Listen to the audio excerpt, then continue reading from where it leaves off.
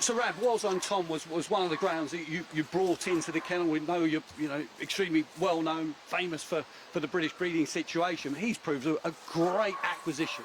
Yeah, listen, Brendan, come on, if we win this is I think I'll buy this wee dog, Rab. And he wasn't a dear dog, but he seen something about him.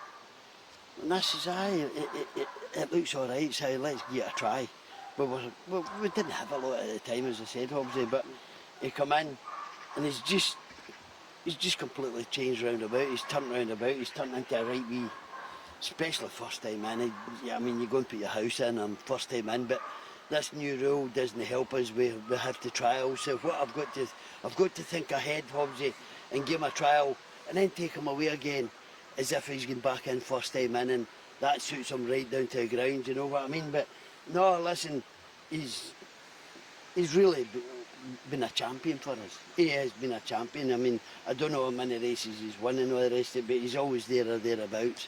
Finals, he won the gold collar, of course, as well, and he's versatile in terms of the trip. Yet we want a stiff 4 bends for him, but he can go further. Oh yeah, yeah. Listen, this is another dog. He'll definitely go straight to Mormore for the 6:30, straight after Hove. He's been round the 6:30 before. Jimmy Wright's wee bitch get the better of him the last time, but this dog can go. The 515 at Hove is probably one of the best. I've always said that about the track. It's one of the best tracks. No in England, no in Scotland, and Britain. Hove is something to be proud of. It's up there, world class.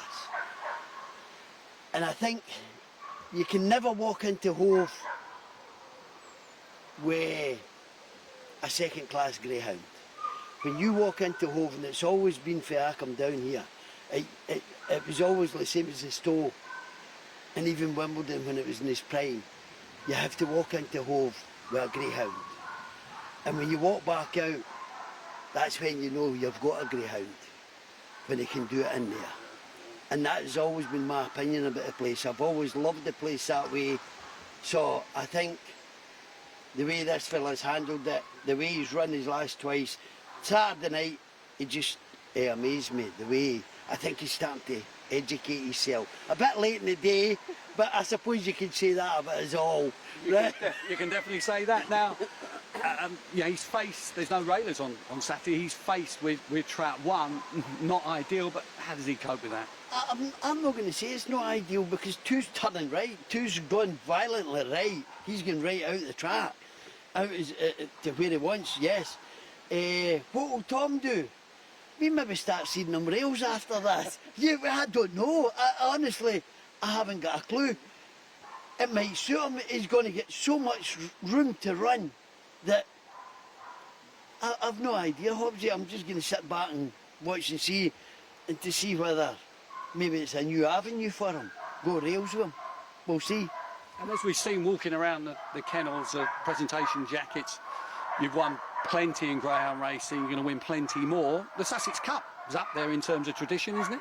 Oh yeah, listen. All the big competitions is all. They're all in the heart, and you ask any, it doesn't matter whether it's young trainers, old trainers, graded trainers and all the rest of it.